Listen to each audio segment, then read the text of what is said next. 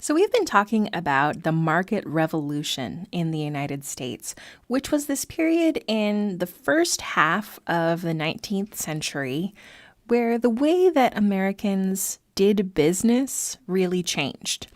And it changed in a number of ways. So, the kinds of work that people did changed, and the people they sold their goods to changed in the form of new markets, and even the kinds of commodities that they were producing.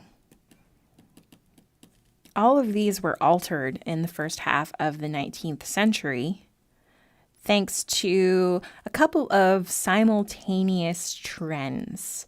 The Industrial Revolution, in which new technologies were developed to make production more efficient, and revolutions in transportation and communication, which made it easier to get goods and people to far distances more quickly and to communicate over considerable distances more quickly.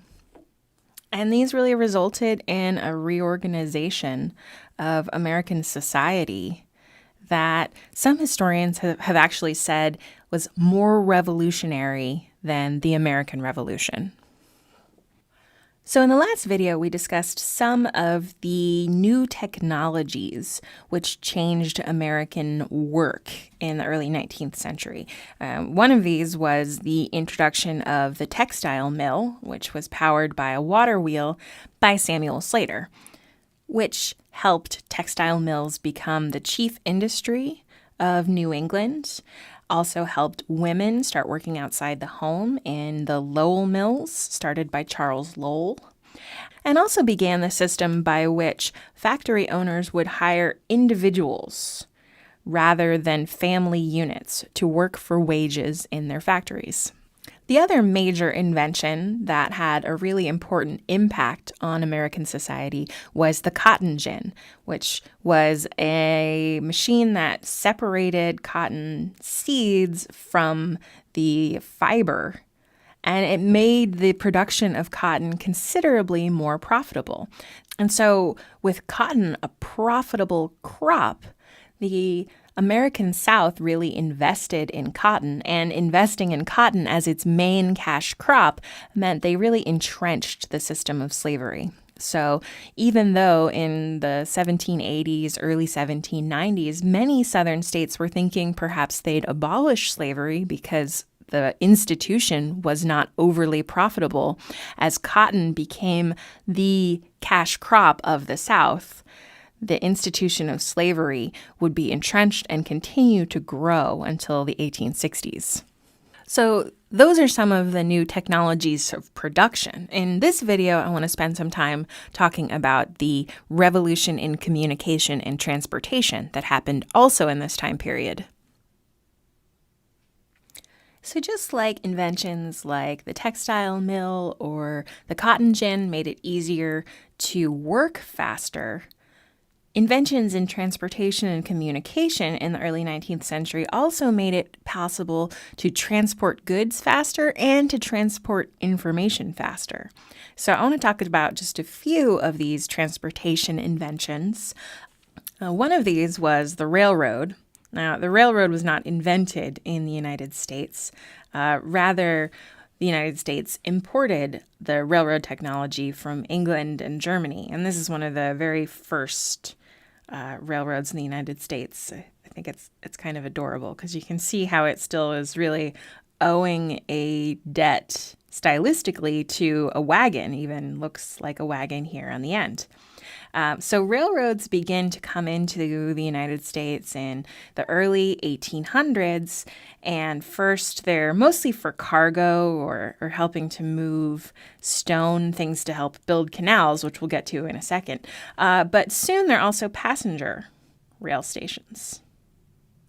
And the Baltimore and Ohio Railroad, or B&O Railroad, which you may know from your Monopoly board, was one of the first passenger rail lines in the United States.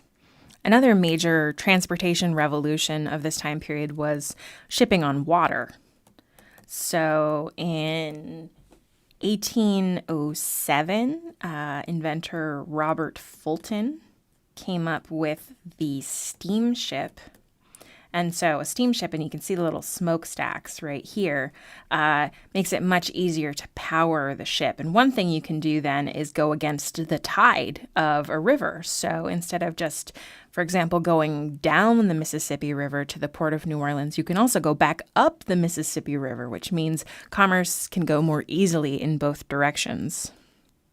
Another major innovation of the time period are canals. And this here is a map of the Erie Canal, which was completed in 1825. And a canal is a relatively narrow, relatively shallow waterway, but it still allows cargo barges to move across what otherwise would be really hard to navigate territory. So, it's hard to see here, but there are mountains here, right?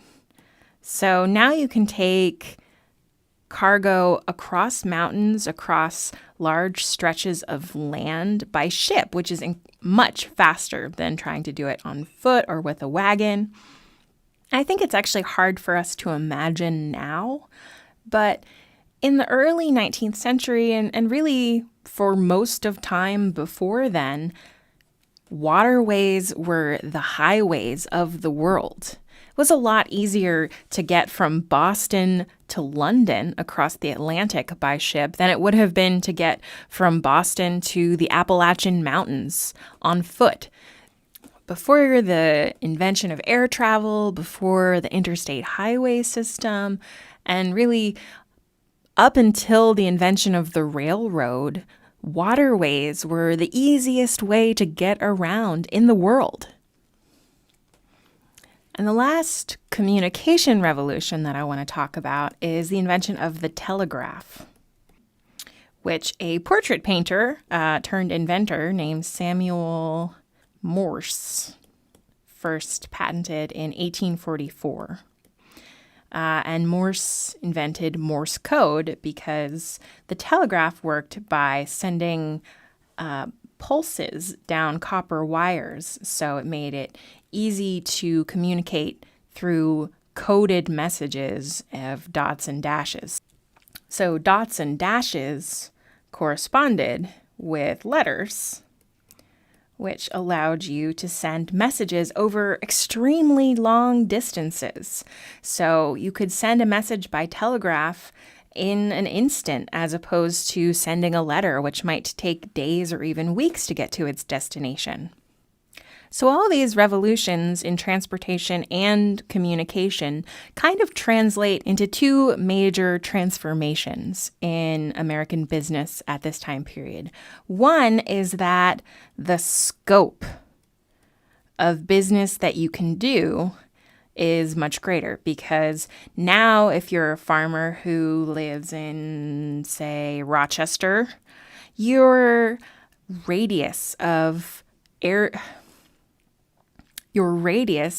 people you can sell your produce to before it goes bad is considerably larger. Now, instead of just being able to get to where you can get maybe in a wagon's trip of a day, you can send your crops on the Erie Canal, and suddenly you're dealing with a much larger market. So they're not only creating a national web of commerce, they're also creating an international web of commerce, because these canals and steamships go to international ports, which mean that you can now do business from the western part of New York with people who live in London.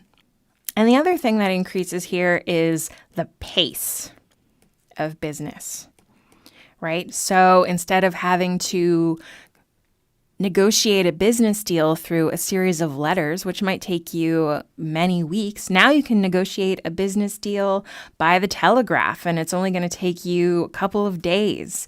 Likewise, it might have taken you weeks to send your logs, for example, down the Mississippi River. Now you have them in a steamship, and it takes just a couple of days. So there's an overall expansion in the number of people who can participate in markets. The expansion of the distance at which you can participate in a market, and the pace at which you can do it. You can do business much faster with these revolutions in transportation and communication. And in the next video, I'll talk more about how these transformations in technology and the scope and pace of American business affected the society of the United States in the early 19th century.